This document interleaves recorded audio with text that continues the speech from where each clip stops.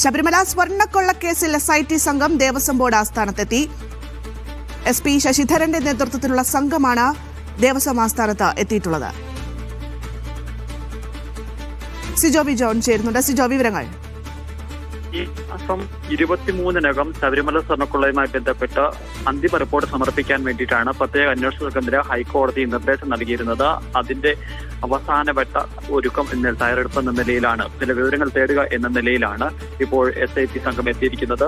ഇതിന് അന്വേഷണത്തിന് നേതൃത്വം വഹിക്കുന്ന SP ശശിധരന്റെ നേതൃത്വത്തിലാണ് ഇപ്പോൾ പരിശോധന നടത്തുന്നത്. ചില രേഖകൾ പരിശോധിക്കുകയാണ്. പ്രധാനമായും ഈ 2025-ൽ PS പ്രശാന്ത് ദേവസ്വം ബോർഡ് പ്രസിഡന്റായിരുന്ന സമയത്ത് ശബരിമലയിൽ സ്വർണ്ണപ്പാളികൾ കൊണ്ടുപോയിരുന്നു.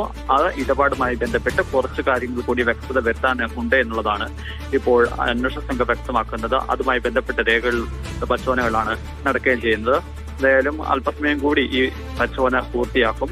അതിനുശേഷം മറ്റ് തുടർ നടപടികളിലേക്ക് കടക്കാൻ വേണ്ടിയിട്ടാണ് അന്വേഷണ സംഘം ഇപ്പോൾ തീരുമാനിച്ചിരിക്കുന്നത്. നിർണായകമായ പരിശോധനകളാണ് നടക്കുന്നത്.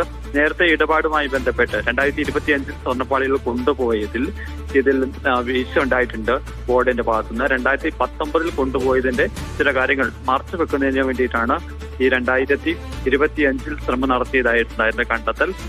അക്കാര്യങ്ങൾ ഉൾപ്പെടെ കൂടുതൽ വ്യക്തത വരുത്തുന്നതിന് വേണ്ടിയിട്ടാണ് ഇപ്പോൾ അന്വേഷണ സംഘത്തിന്റെ നീക്കം.